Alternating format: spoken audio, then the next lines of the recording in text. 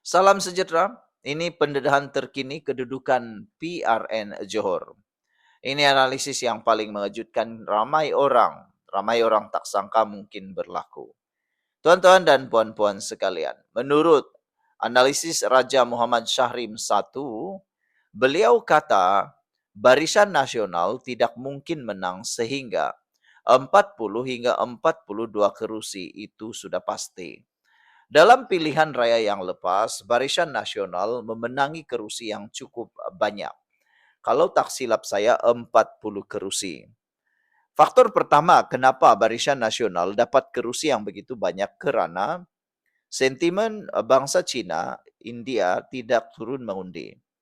Ramai yang tidak turun mengundi. Kalau tak silap hanya 50% lebih yang turun mengundi, peratusan mengundi. Tapi kali ini nampaknya peratusan keluar mengundi meningkat secara mendadak. Sudah tidak ada COVID-19 lagi, jadi semua orang boleh mengundi. Jadi itu sebabnya untuk mendapatkan semula 40 kerusi ataupun 2/3 di Dewan Undangan Negeri Johor hampir-hampir mustahil. Ini sesuatu yang bukan menggembirakan untuk Barisan Nasional UMNO yang telah pun membubarkan Dewan Undangan Negeri secara tergesa-gesa.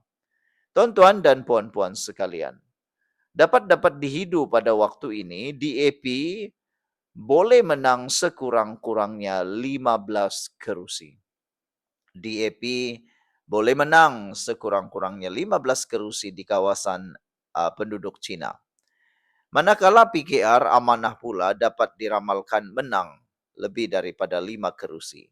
Dengan itu bermaksud hampir mustahil Barisan Nasional dapat mengekalkan kerusi mereka sebelum ini 2/3. DAP perlu menang at least 15 Dewan Undangan Negeri kerusi dari 17 yang ditandingi. DAP tanding 17, dijangka boleh menang rebut 15 kerusi. Tapi kalau mereka menang 17 kesemuanya, tiada yang mustahil. Sekarang yang DAP confirm menang adalah 10 Dewan Undangan Negeri. 10 diramalkan confirm DAP menang. Jadi apa yang perlu dibuat ialah kena gandakan usaha untuk menang di kawasan majoriti Cina yang sebelum ini dikuasai MCA. Ada 4 Dewan Undangan Negeri semuanya. Mampukah DAP menentang MCA, menewaskan dan menumbangkan MCA di kawasan tersebut? Jika anda ikut politik dan kempen PRN Johor, jelas nampak kekurangan dan kelebihan calon DAP dan calon MCA di Johor. Jadi tuan-tuan dan puan-puan sekalian, ini berita yang pastinya disukai oleh Pakatan Harapan dan tidak digemari oleh Barisan Nasional. Tuan-tuan dan puan-puan sekalian, sebelum kita teruskan ulasan yang panas berkait politik dan perkembangan semasa di Malaysia, izinkan dulu saya untuk berkongsikan kepada anda semua. Ini ialah terapi imun Transfer Factor for Life. Terapi imun yang meningkatkan daya imun badan kita sehingga 400%. Secara umum dan ringkasnya, apabila imun badan kita lemah, bodoh dan tidak seimbang, kita kena penyakit dan tidak sembuh daripada semua jenis penyakit. Tetapi apabila imun badan kita jadi kuat, bijaksana dan seimbang, semua jenis penyakit boleh disembuhkan dengan peningkatan daya imun badan. Imun badan kita adalah seperti sekumpulan askar yang bertindak menghapuskan semua jenis penyakit yang ada dalam tubuh badan kita. Apabila askar-askar yang ada dalam tubuh badan kita itu menjadi kuat, menjadi seimbang dan bijaksana, semua jenis penyakit boleh dihapuskan dan boleh dihalau daripada terus membiak dan menduduki tubuh badan kita. Cepat dapatkan produk yang hebat ini melalui nombor telefon saya yang tertera.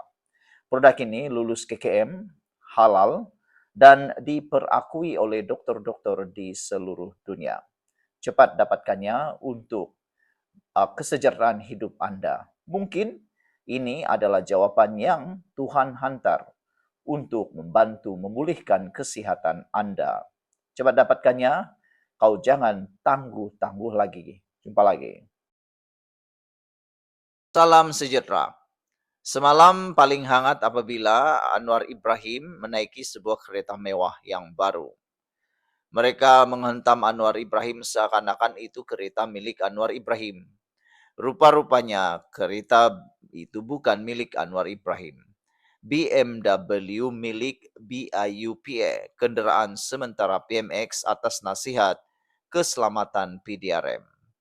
Jabatan Perdana Menteri JPM dan bahagian istiadat urus setia antarabangsa mengesahkan kenderaan BMW yang digunakan oleh Perdana Menteri bukan kenderaan rasmi baru.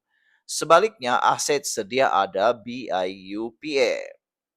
Penggunaan kenderaan tersebut oleh Perdana Menteri hanyalah untuk sementara waktu. Langkah ini diambil berikutan kenderaan rasmi Perdana Menteri kurniaan yang di Pertuan Agong sedang menjalani proses penyelenggaraan.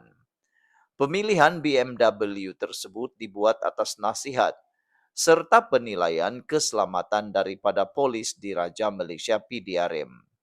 Kenderaan tersebut pada asalnya dikhususkan untuk kegunaan rasmi Ketua Negara dan Ketua Kerajaan bertaraf Presiden atau Perdana Menteri asing semasa lawatan rasmi ke Malaysia.